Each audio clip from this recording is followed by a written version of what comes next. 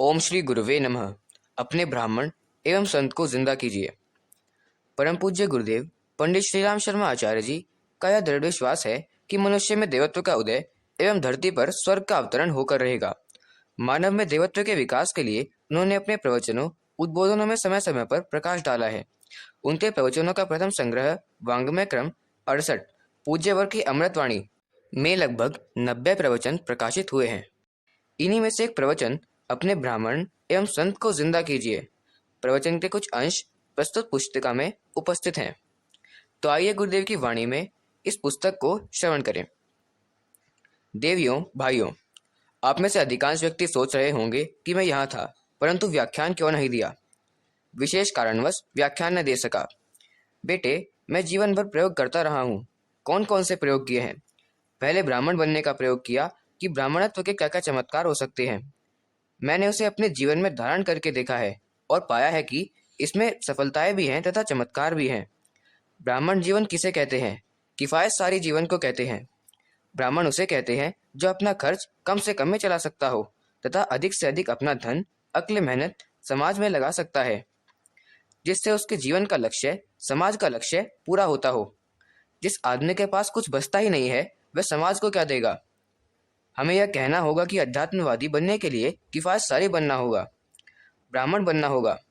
हमने इसका प्रयोग किया है तथा लाभ पाया है। हमने अपना खाने पीने तथा रहने का ढंग ब्राह्मण का रखा है।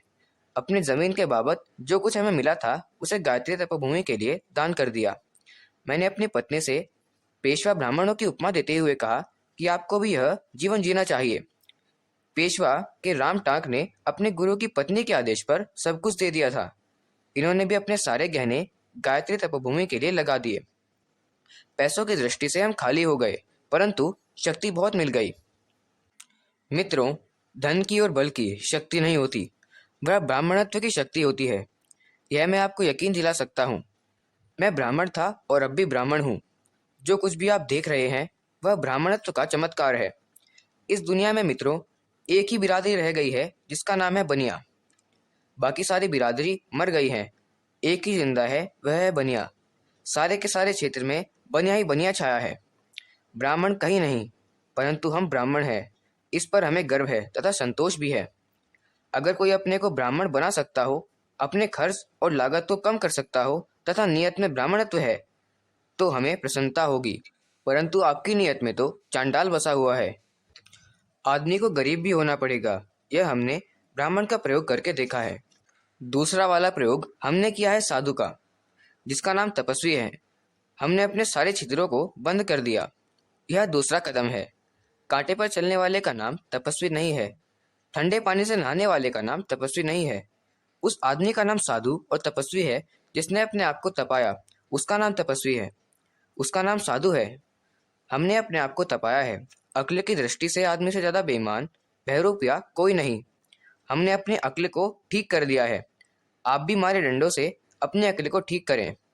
हमने अपनी हर चीज को तपाया, भीतर वाले हिस्से को भी तपाया। हमने अपने मन को बुद्धि को तपाया है। पर आपकी बुद्धि तो ऐसी चांडाल है, ऐसी पिचाचनी है कि क्या कहें। किसी की जिंदगी में समस्या को हल करने का सवाल था तो आपकी अक्ल बुद्धि ने ऐसी मक्कारी की कि क्या कहना।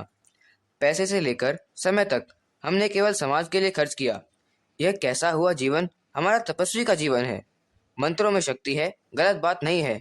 देवताओं में शक्ति है, यह भी गलत बात नहीं है। किंतु अगर कोई आदमी तपस्वी है तो वह हर काम कर सकता है। अपने अनुष्ठान काल में हमने किसी से गलत बात नहीं की, कोई भी अन्य चीज नहीं खाई। जौ की रोटी एवं छाछ, बस यही दो चीजें हम खाते रहे।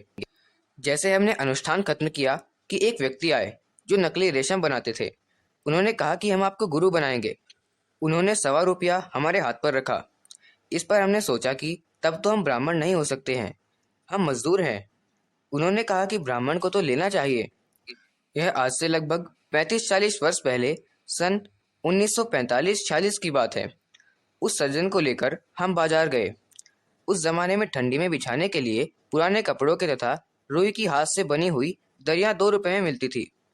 उससे वही चीजें खरीदकर जरूरतमंदों में बांट दी, पर अपने लिए हमने उसे स्वीकार नहीं किया। हमारी अक्ल एवं जो कुछ भी चीज हमारे पास थी उसे हमने हमेशा बांटा है। उस आदमी ने कुछ दिनों के बाद हमारे पास 200 रुपये भेजे।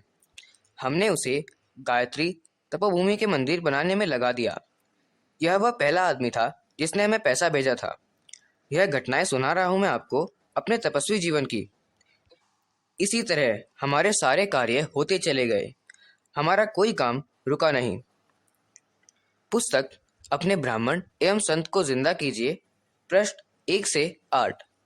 इसका अगला भाग आपको अगली वीडियो में देखने के लिए मिल जाएगा।